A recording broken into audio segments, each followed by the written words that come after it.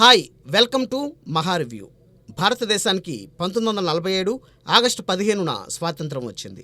కానీ నిజాం పాలనలోని ప్రజలకు మాత్రం స్వేచ్ఛ లభించలేదు. అప్పటి నిజాం పాలకుడు ఉస్మాన్ అలీ ఖాన్ ఈ ప్రాంతాన్ని భారతదేశంలో విలీనం చేయడానికి అంగీకరించకపోవడమే దానికి కారణం.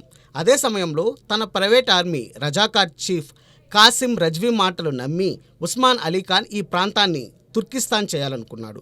నిజాం నియంతృత్వ పోకడలను, అతనికి దన్నుగా నిలిచిన రజాకార్ సైన్యం ఆగడాలు, అరాచకాలను ప్రజలు ఎలా ఎదుర్కొన్నారు, అందుకు కేంద్రంలోని ఉక్కు మనిషి సర్దార్ వల్లభభాయ్ పటేల్ ఎలా సహకరించారు, నిజాం స్టేట్కు 1948 సెప్టెంబర్ 18న ఎలా విమోచన లభించింది అనేదే రజాకార్ మూవీ. యాటా సత్యనారాయణ దర్శకత్వంలో గూడూరు నారాయణ రెడ్డి నిర్మించిన ఈ సినిమా అనేక అడ్డంకులను అధిగమించి శుక్రవారం జనం ముందుకొచ్చింది.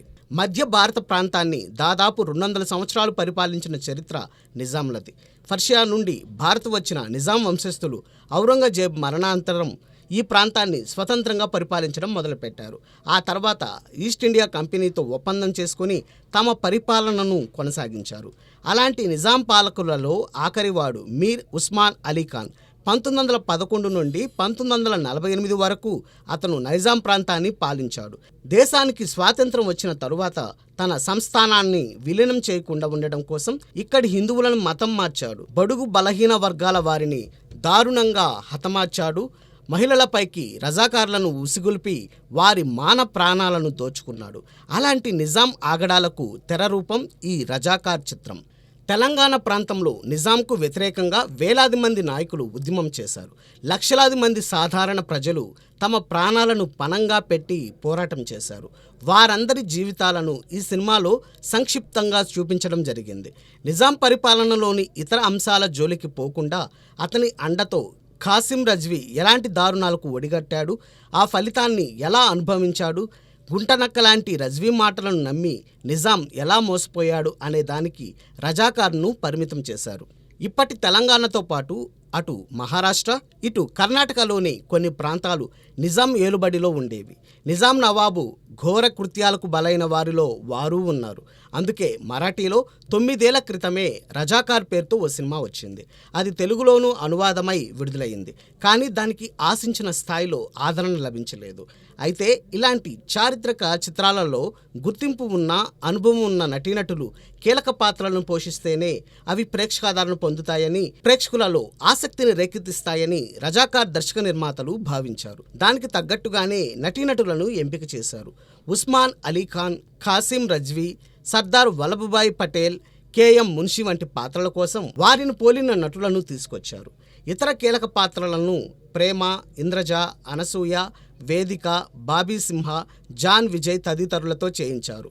దర్శకుడు యాటా సత్యనారాయణకు తెలుగు సినిమా, టీవీ రంగంలో విశేష అనుభవం ఉన్న కారణంగా అనేక మంది నటీనటులు ఈ సినిమాలో చిన్న పాత్రలను సైతం పోషించారు. నిజాం నియంతృత్వ పాలన గురించి, రజాకార్ దుశ్చర్యల గురించి అవగాహన లేని ఈ తరం వారికి ఈ సినిమాలోని కొన్ని సంఘటనలు మింగుడు పడడం కష్టం. ఇలాంటి దారుణాలను తెలంగాణ ప్రజలు ఎలా సహించారు, ఎలా తట్టుకున్నారనే సందేహం రావడం కూడా సహజం. వివిధ పార్టీలు, హిందూ సంస్థలు చేసిన సమిష్టి పోరాటం కారణంగానే నిజాం దిగివచ్చాడు.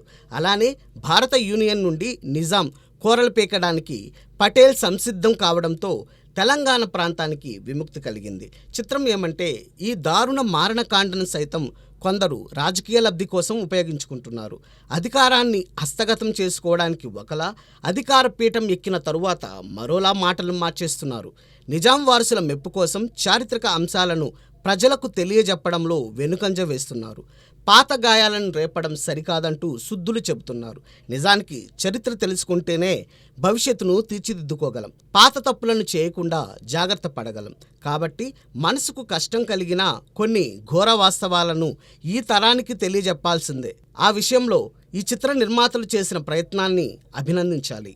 అయితే తెలంగాణ విముక్తిలో కమ్యూనిస్టులు చేసిన పోరాటం సైతం కీలకమైంది. వారి ఆశలు, ఆకాంక్షలు వేరే ఉన్నా ప్రజలను చైతన్యవంతులు చేయడానికి, సాయుధులుగా మార్చడానికి కృషి చేశారు.